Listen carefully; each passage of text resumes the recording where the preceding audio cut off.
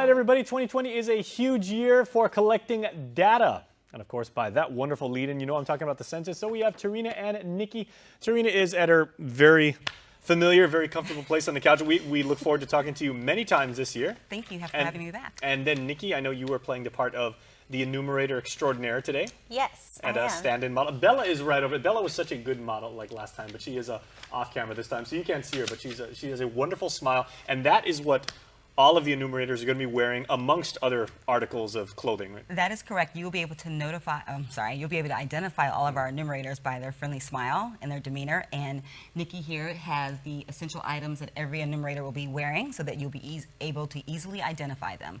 So we start off with our badge, which every enumerator will have not only a Census Bureau badge, but also one from GovGuam.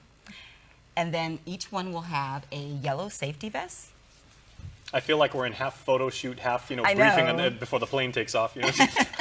Safety here. Exactly, so, yes, that's what it's all about. Please note the logo here on the right pocket. Yes, and I'm not making light of this at all. So it properly identifies you and distinguishes you from, say, something like some people might say, are you a crossing guard? Are you, construction foreman or something like that? Yeah, so census workers. And again, I know you touched on this last time, and this is an important point to make. If people have questions about the census, they may be able to approach the numerator, but the numerator can't say, I can schedule a time to go out to your house and everything like that. So it's interesting that you asked that. Okay. So, and address listing, the enumerators were pretty much doing the work independently. However, for enumeration, these are the in-person interviews. So during this time, the enumerators will be knocking on the door and actually attempting to conduct interviews with the residents. If at that time a resident is busy or would like for them to come back at another time, they can set an appointment. Okay. Okay, so data collection, of course, Nikki, is incredibly important here. Yes. You guys seem so jazzed and so enthusiastic to really get this going. I mean, people don't realize how big of a deal this is. Right. So data collection, and especially enumeration, is our big project, right? Here, it's one of the most important things during the census. And yes, our office is totally jazzed, and we do, want to get all the community or our civilians of our island involved and ready for the census.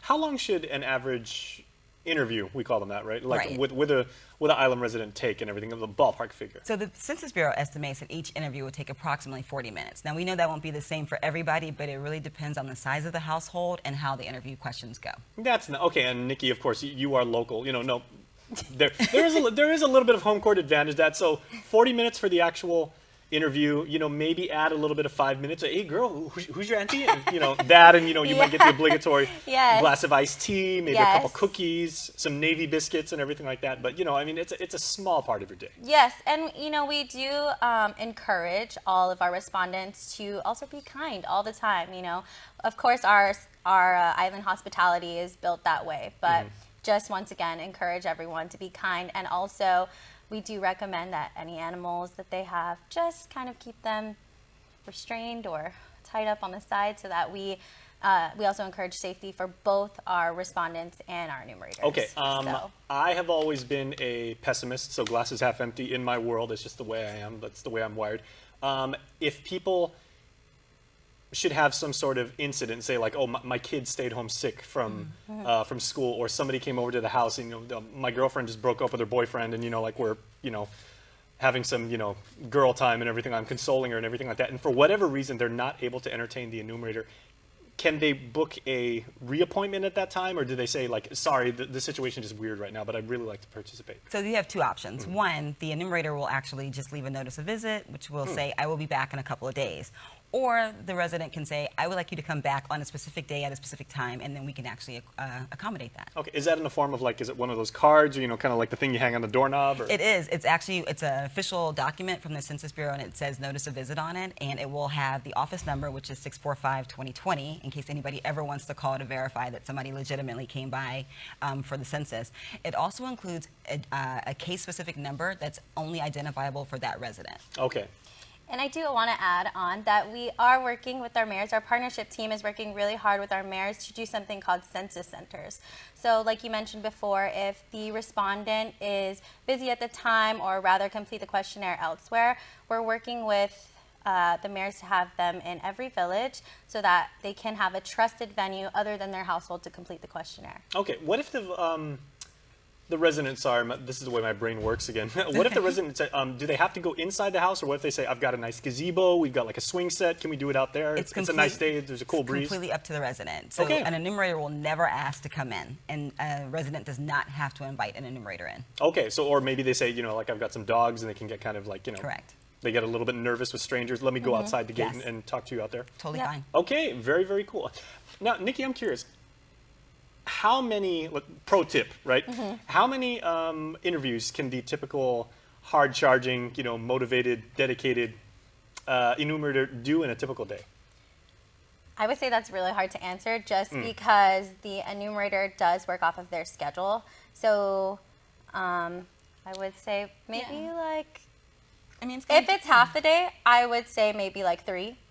Wow. Yeah. Okay, I was saying the over-under would probably be like 2 or 3. So that's Yeah, that's 2 good. or 3. Just because if we were working part-time, right, and let's say an enumerator has something before, their day's a little bit filled, and they go from maybe 4:30 to 7, because our hours of operation would be daylight hours, we would try to squeeze in the last appointment or interview by 7. Okay, and once again, so if I should happen to see, like I'm, you know, peeking outside my window and I see one of my neighbors has the friendly folks with the day glow vest on, right? And I see them going to my next door neighbor's house.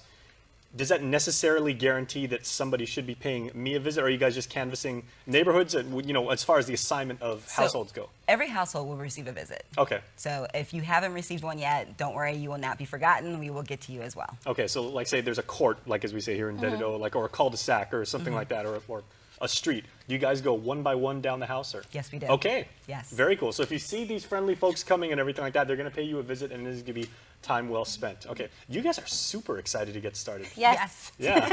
Yes. It's We've like been the working Super really Bowl. hard. Yeah, Super Bowl about to start. Okay. Yeah. Well, let's talk about that for a second before we go to commercial break, because there's been a lot of planning, there's been a lot of training, a lot of preparation, a lot of, you know, what ifs and hypotheticals and everything like that. I'm sure you guys are just ready to hit the street and get started. I think for us, you know, having opened the office back in October and kicked everything off, just finally getting to the point where we're doing the in-person interviews, we're pretty excited to get that started and looking forward to the response from the community. That's Okay, the so- same with me, yeah.